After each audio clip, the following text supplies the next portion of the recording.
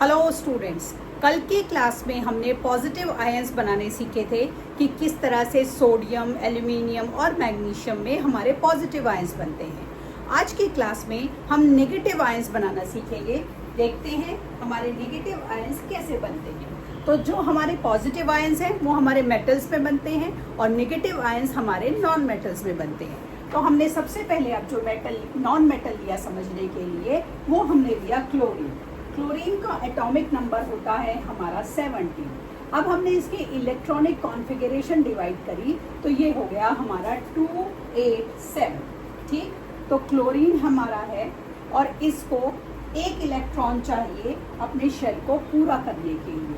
क्योंकि ये एक इलेक्ट्रॉन लेगा तो ये नेगेटिव आयन बनाएगा क्योंकि ले रहा है। तो ये हमारा इसके साथ हमने माइनस का चार्ज लगा दिया क्योंकि ये माइनस का चार्ज डिनोट कर रहा है कि ये एक इलेक्ट्रॉन लेगा, माइनस चार्ज है। ठीक है, और अगर क्योंकि 1 है तो 1 को हम लिखते नहीं है, तो कुछ भी नहीं लिखा तो मतलब एक इलेक्ट्रॉन इसने हमारा लिया है। ठीक है, अब इसको हम अगर इलेक्ट्रॉनिक कॉन्फ़िगरेशन या शेल्स की फॉर्म में दिखाएं तो देखिए 1 2 3 क्लोरीन था ये, इसके के शेल में 2 4 6 और 8 और बाहर वाले शेल में 2 4 6 और 7 थे। अब ये क्या था, हमारा क्लोरीन था, क्लोरीन का एटम था। अब जैसे ही इसको एक इलेक्ट्रॉन और मिल गया, 2 4 8 2 4 6 8। अब जैसे ही इसको एक हमारा इलेक्ट्रॉन और मिल गया तो ये हमारा बन गया क्लोरीन का आयन, इसके अंदर हमारा आ गया चार्ज। तो इस तरीके से हमारे ऑक्सीजन के आयन्स बन जाते हैं। तो ये बनता है हमारा क्लोराइड का आयन। क्लोरीन के आयन को हम बोलते हैं क्लोराइड आयन। तो देखिए इसी तरह ऑक्सीजन का लीजिए, ऑक्साइड का आयन कैसे बनेगा। ऑक्सीजन का हमारा इलेक्ट्रॉनिक कॉन्फ़िगरेशन होता है 8। ठीक, अब हम एटॉमिक नंबर होता है 8। इसकी इलेक्ट्रॉनिक कॉन्फ़िगरेशन करी तो मैंने हो गया 2 और 6।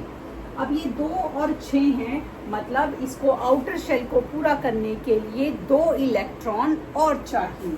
तो अब इसको क्या करा इसने 2 इलेक्ट्रॉन और ले लिए, कहीं से ढूंढ लिए। तो अब हमारा ये क्या बन गया, ये बन गया ऑक्साइड का आयन। क्योंकि इसने 2 इलेक्ट्रॉन लिए हैं तो हमने यहाँ पर 2 दिखा दिया कि 2 इलेक्ट्रॉन लेकर उसने इस तरह से काम किया है। इसी तरह नाइट्रोजन देखिए, नाइट्रोजन का हमारा एटॉमिक नंबर होता है 7। तो इसकी इलेक्ट्रॉनिक कॉन्फ़िगरेशन हो गई आपकी 2 और 5। तो नाइट्रोजन को चाहिए 3 इलेक्ट्रॉन। तो जैसे ही इसे 3 इलेक्ट्रॉन मिले तो इसका आउटर शेल पूरा हो गया और ये स्टेबल हो गया। ठीक है, अब ये तो हमने ना इंडिविजुअली सीख लिए कि किस तरीके से हमारे ना जो मेटल्स हैं वो इलेक्ट्रॉन को डोनेट करेंगे, पॉजिटिव आयंस बनाएंगे। जो नॉन मेटल्स हैं वो इलेक्ट्रॉन को गेन करेंगे, नेगेटिव आयंस बनाएंगे। अब हम इनके कॉम्बिनेशन करेंगे। कॉम्बिनेशन के लिए साइंस में जो हम टर्म यूज़ करते हैं वो हमारी टर्म होती है बॉन्ड। तो अब हमारा होगा बॉन्ड। जो बॉन्ड होते हैं वो 2 तरह के होते हैं, आयनिक बॉन्ड और कोवलेंट बॉन्ड। तो देखिए जो आयनिक बॉन्ड होते हैं उनमें आयोनिक बॉन्ड जो आपके होंगे उसमें परमानेंटली जितने भी एलिमेंट हैं इलेक्ट्रॉन को या तो डोनेट कर देंगे या इलेक्ट्रॉन को ले लेंगे। मतलब जो बॉन्डिंग हो रही है वो परमानेंट हो रही है, गेनिंग और लूजिंग जो है वो परमानेंट है। किसके अंदर, आयनिक बॉन्डिंग क्या है, परमानेंट, लूजिंग और गेनिंग जो भी होगा परमानेंट तुमको दे दिया हमेशा के लिए। कोवलेंट बॉन्ड, जो कोवलेंट बॉन्ड आपके होते हैं वो हमारे परमानेंट गेनिंग और लूजिंग नहीं होते हैं। वो हमारे क्या होते हैं, वो होते हैं हमारे शेयर। तो अब हम अंतर सीखेंगे कि हमारे आयनिक और कोवलेंट बॉन्ड जो हैं वो किस तरीके से बनते हैं, क्यों बनते हैं और किस तरीके से जब एक बॉन्ड आयनिक बॉन्ड है या कोवलेंट बॉन्ड है तो उसकी टोटल प्रॉपर्टीज टोटली डिफरेंट क्यों हो जाती हैं, किस तरह से। तो देखिए हमने क्या करा, अब हम पहले सीखेंगे आयनिक बॉन्ड। देखिए अब हमने ना क्या करा था, हमने सोडियम का देख लिया था कि सोडियम के पास हमारे कितने इलेक्ट्रॉन ज़्यादा हैं वो डोनेट करेगा, और अभी अभी हमने क्लोरीन का सीखा कि क्लोरीन के पास कितने इलेक्ट्रॉन कम हैं और वो कितने इलेक्ट्रॉन ढूंढ रहा है। तो अब हम ये सोडियम और क्लोरीन को ही ले रहे हैं पहले। तो अब हम ले रहे हैं अपना सोडियम क्लोराइड। तो देखिए सोडियम क्लोराइड को केमिकली में NaCl इसी तरह से लिखते हैं हम। सोडियम का हमारा एटॉमिक नंबर होता है 11 और इसकी इलेक्ट्रॉनिक कॉन्फ़िगरेशन हो गई 281। क्लोरीन का हमारा एटॉमिक नंबर होता है, कितना किया अभी हमने, 17, और इसकी इलेक्ट्रॉनिक कॉन्फ़िगरेशन हो गई 287।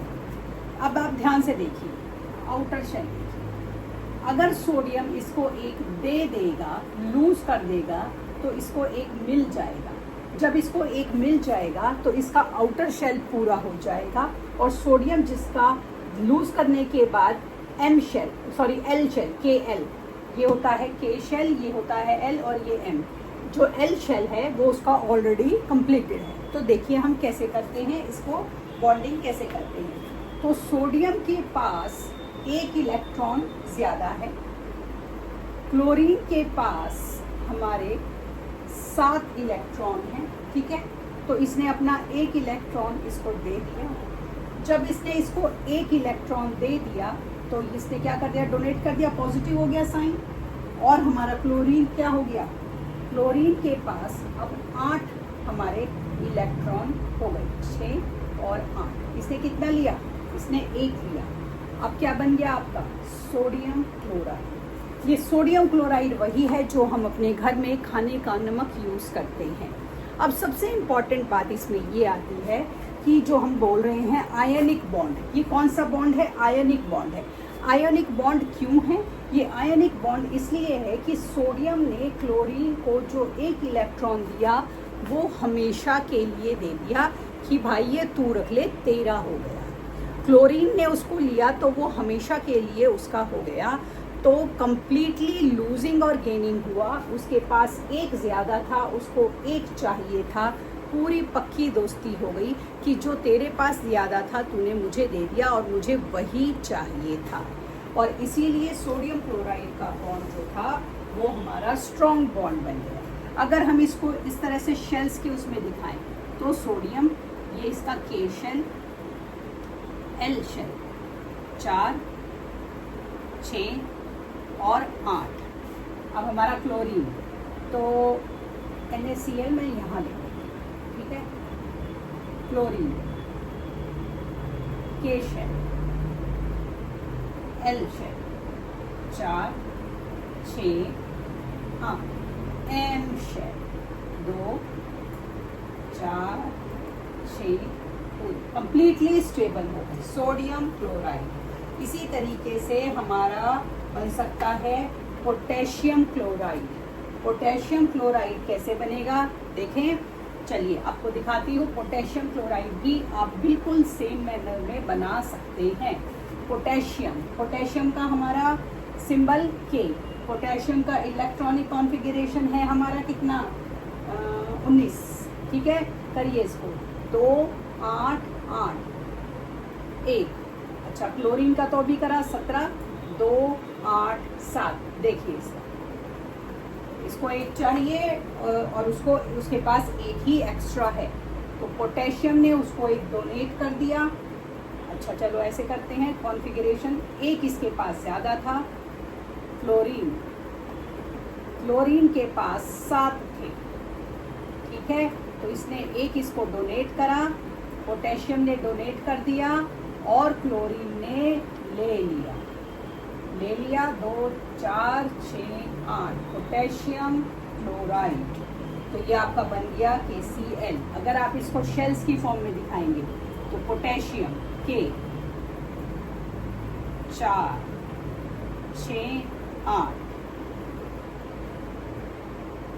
2, 4, 5, 6, 7, 8। एक और शेल था, यहाँ पर इसका था फालतू। अब क्लोरीन उसने क्या करा, 2, 8 और 7। अब इसने क्या करा, इसके पास थे 7, इसने इसको 1 दे दिया। जैसे ही इसने इसको 1 दिया, इसके हो गए 8। तो आपका क्या बन गया, पोटेशियम क्लोराइड। इसीलिए जो मेटल्स हैं और नॉन मेटल्स हैं उनके आयनिक बॉन्ड बन जाते हैं, क्योंकि मेटल्स हमेशा देने में इंटरेस्टेड होते हैं और नॉन मेटल्स हमेशा लेने में इंटरेस्टेड होते हैं।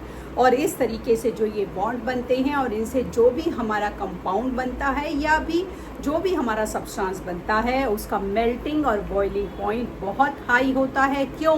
क्योंकि ये परमानेंट बॉन्ड होता है। इस बॉन्ड को ब्रेक करना बड़ा मुश्किल होता है। क्योंकि बॉन्ड को ब्रेक करना मुश्किल है, इसीलिए इस बॉन्ड का मेल्टिंग और बॉइलिंग पॉइंट हमेशा हाई होता है।